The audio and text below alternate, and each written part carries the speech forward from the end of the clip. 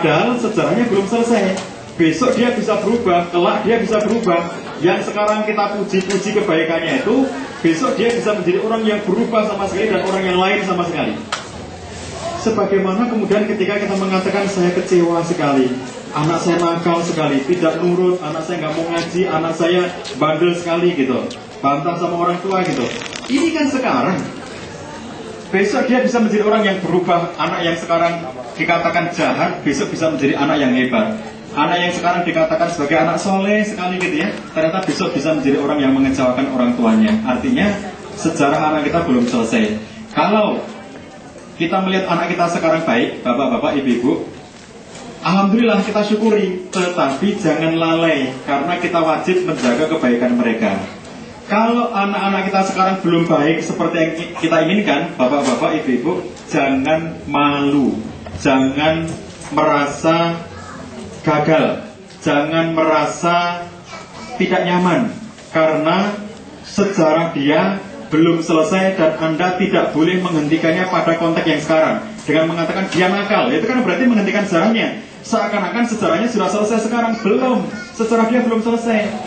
Kita pun sejarah kita belum selesai karena masih hidup. Tetapi karena kita sedang berbicara dalam konteks pendidikan anak, maka kita katakan sejarah anak kita belum selesai. Boleh kita mulai?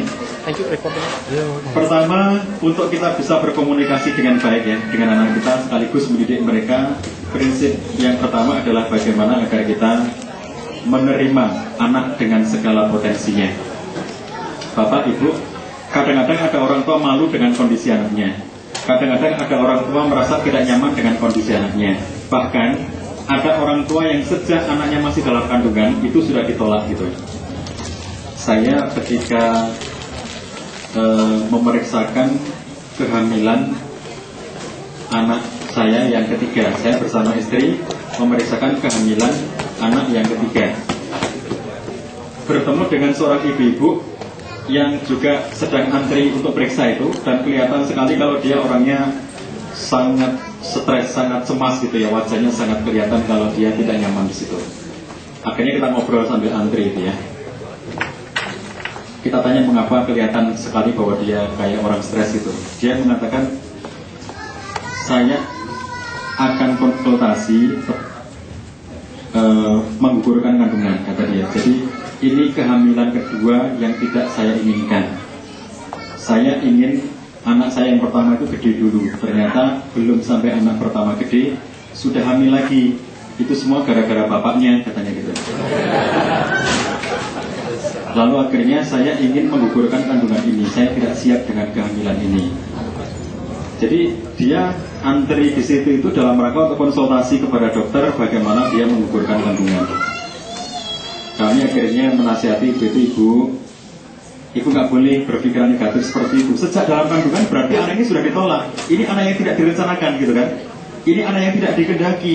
Saya belum menghendaki ada kehamilan sekarang, ternyata sudah hamil gitu. Emang dikira kita bisa membuat kehamilan? Betapa banyak orang yang tidak punya anak dan kemudian mereka tuh bingung bagaimana caranya hamil kan. Jadi artinya kalau kita lihat kan sebetulnya walaupun kita punya perencanaan dengan berbagai macam cara kemanusiaan kita untuk merencanakan, memanage jarak kelahiran anak dan seterusnya itu, tapi kalau Allah menghendaki jadi juga kan. Begitu sudah menjadi kehamilan, nggak boleh disesali.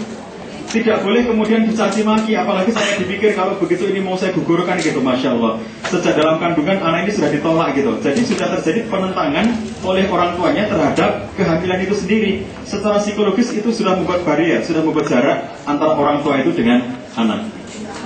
Jadi kalau terjadi kehamilan ibu-ibu, walaupun itu tidak dikehendaki karena tidak sesuai dengan planning yang bapak ibu kehendaki gitu, tetap saja anak itu harus dirawat, disyukuri, dijaga, itu amanah dari Allah SWT, sehingga tetap bagaimanapun kondisinya harus selalu disyukuri. Apalagi kalau kadang-kadang sudah sampai gede itu masih sering diomongkan sama orang tuanya, ini sebetulnya anak di luar perencanaan Mas, ini anaknya sudah gede gitu. Tapi kalau mengenalkan ke orang itu, ini anak yang di luar perencanaan, sebetulnya kami nggak menghendaki anak lagi, ternyata hamil juga gitu. Anaknya sudah gede masih diomongkan begitu ya, itu membuat dia tidak nyaman gitu. Jadi prinsip pertama itu kita terima, kayak apapun mereka, dia adalah anak kita gitu ya. Ini prinsip iman pertama. Jadi kalau kita punya anak menurut ukuran kita itu nakal bukan main gitu ya. Bagaimanapun dia anak kita. kemudian kita semakin memusuhinya, dia akan semakin membuat jarak dengan kita. Dan kalau kemudian kita semakin berjarak dengan dia, maka akhirnya kemudian dia tidak nyaman dengan kita dan pada akhirnya tidak lagi bisa bersama dengan kita. Maka prinsip pertama ini perlu kita buat dalam diri kita senyaman mungkin. Kita terima anak kita dengan segala kondisinya, dengan segala potensinya gitu. Prinsip pertama, penerimaan. Perkara bahwa kondisinya itu belum seperti kita harapkan, itu nanti namanya usaha. Tapi konteks yang sekarang sedang terjadi adalah dia anak kita. Dia anak kita, dan kita terima dia apa adanya.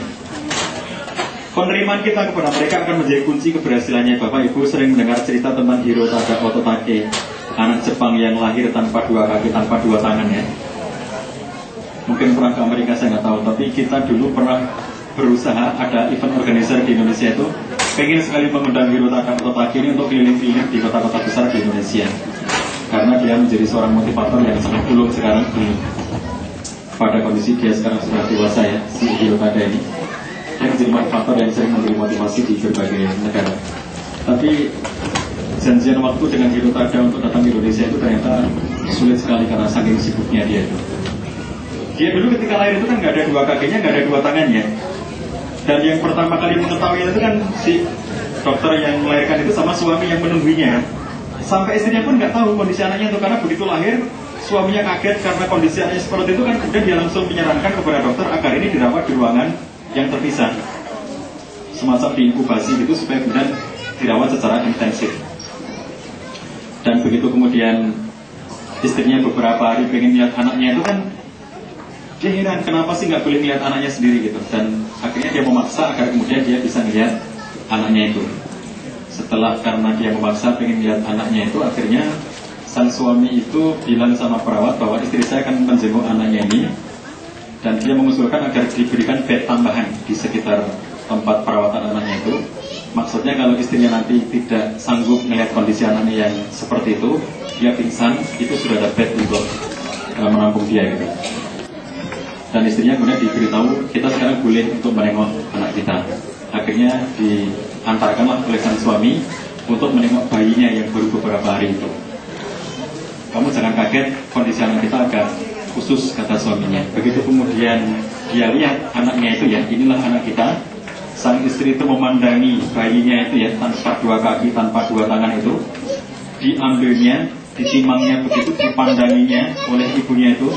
Dan kalimat pertama yang keluar dari si ibu ini adalah, luar biasa, kamu cakep sekali. Itu kata-kata dari ibu yang pertama kali muncul melihat kondisi anaknya yang tidak punya dua tangan dan tidak punya dua kaki itu. Jadi bukan pingsan seperti yang dibayangkan oleh suaminya tadi itu. Maka kemudian segera dibawa pulang, dan kemudian dia sering membawa anak kecil ini, dikenalkan dengan tetangga-tetangganya, dikenalkan dengan teman-temannya, ini anak saya, dia anak yang normal. Sampai kemudian anak ini di masanya dia sudah mulai agak besar, sudah mulai bisa berlari-lari dan seterusnya. Dia dididik, dia juga berlari-lari, bisa bergerak-bergerak gitu ya. Itu kemudian dia dididik, dibuatkan kamar khusus gitu.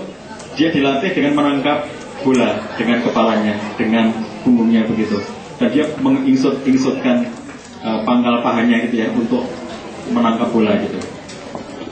Sampai akhirnya kemudian anak ini tumbuh dan menjadi anak SD di Jepang, ternyata berprestasi. Dan peristiwa yang sangat berkesan pada Hirotada ketika SD adalah ketika dia datang ke sekolah dengan dipakein kursi roda ya, semacam itu ya, untuk anak kecil gitu, yang dia bisa menggunakannya sendiri. Ternyata dengan kursi roda itu teman-temannya menjadikan dia istimewa, karena semua teman-temannya mendorongnya kemana-mana, didorong dan diikuti oleh teman-teman yang lainnya gitu. Sehingga akhirnya dia menjadi anak istimewa sendiri. Gurunya melihat itu tidak positif, lalu suatu ketika dia datang ke sekolah dengan membawa kursi roda itu. Oleh gurunya kursi roda itu dibanting dan diinjak-injak di depan dia. Kamu anak normal katanya, kamu tidak memerlukan alat ini, kamu harus bisa jalan sendiri gitu. Dan semenjak peristiwa itu ternyata dia memang bisa berjalan sendiri dari rumahnya itu menuju ke sekolahannya dengan menginsut-insutkan pangkal pahanya itu. Nah, jadi akhirnya dia mulai menggunakan semua kekuatan dan potensi dirinya untuk datang ke sekolah. Sampai akhirnya masuk SMP-nya itu kan kayak persis di Indonesia Jepang itu ya, SD 6 tahun, SMP 3 tahun, SMA 3 tahun, dan sampai akhirnya masuk perguruan tinggi. Yang dia lihat di perguruan tinggi itu adalah bahwa kalau pertandingan basket itu selalu kalah gitu. di kampus tempat dia kuliah itu ya. Yang pertama kali dilakukan ketika masuk kampus itu adalah dia daftar